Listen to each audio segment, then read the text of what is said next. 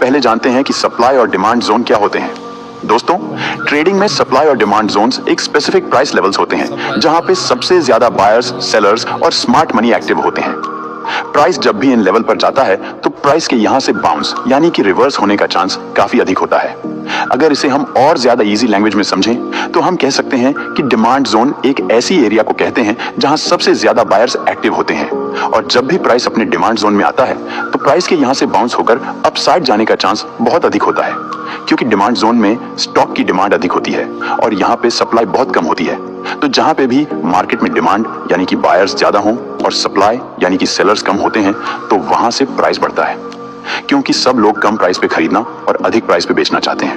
अगर इसे हम एक बहुत ही इजी एग्जांपल से समझें तो मान लीजिए कि किसी XYZ स्टॉक का प्राइस यहाँ पे 100 रुपए पे ट्रेड कर रहा है और यहाँ पे 90 रुपए के लेवल पर एक डिमांड जोन है। अब मान लीजिए प्राइस इस डिमांड जोन तक आता है। अब यहाँ पे बहुत सारे बिगिनर्स, रिटेलर्स जिनको सप्लाई और डिमांड जोन का सही नॉलेज नहीं होता है, वो देखते हैं कि यहाँ पे प्राइस डाउन साइड जा रहा है। ये देखकर वो लोग फोमो में आकर यहाँ पे सेल करने लगते हैं। लेकिन जो स्मार्ट मनी और एक्सपीरियंस्ड प्रो ट्रेडर्स होते हैं उनके पास बहुत ज्यादा पैसा होता है, तो वो लोग यहाँ पे स्मार्ट तरीके से सोचते हैं।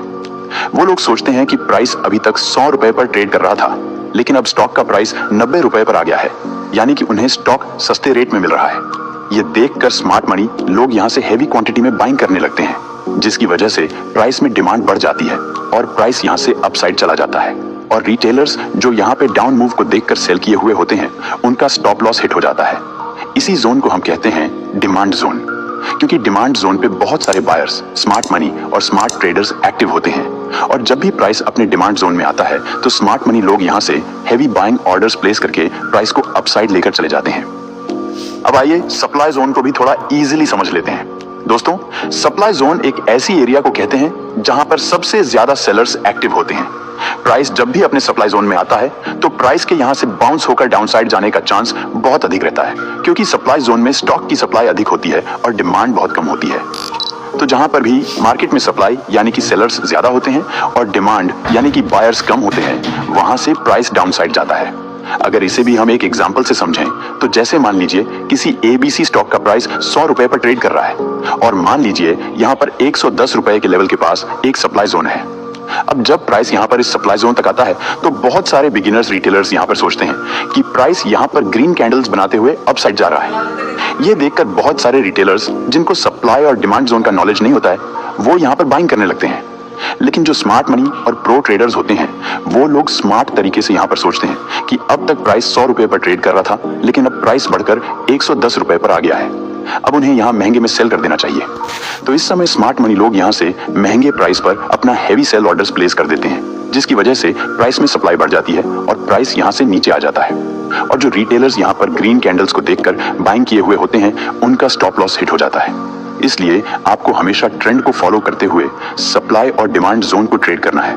ट्रेंड के अगेंस्ट में इस तरह से ट्रेड प्लान नहीं करना है, क्योंकि जैसे मैंने आपको अभी बताया कि स्मार्ट मनी और स्मार्ट ट्रेडर्स जो होते हैं वो लोग रिटेलर्स की तरह ग्रीन कैंडल्स देखकर बाइंग या फिर रेड कैंडल्स देखकर सेल नहीं करते हैं। स्मार्ट मनी लोग कम यानी कि सस्ते प्राइस पर बाइंग और हाई यानी कि महंगे प्राइस पर सेल करते हैं।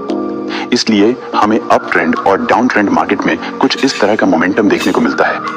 एक बात आपको हमेशा याद रखनी है कि स्मार्ट मनी हमेशा ट्रेंड की डायरेक्शन में ट्रेड करते हैं, वो कभी भी ट्रेंड के अगेंस्ट में ट्रेड नहीं करते हैं। इस वीडियो में आगे आप ऐसे ही और ज्यादा एडवांस चीजें सीखने वाले हैं।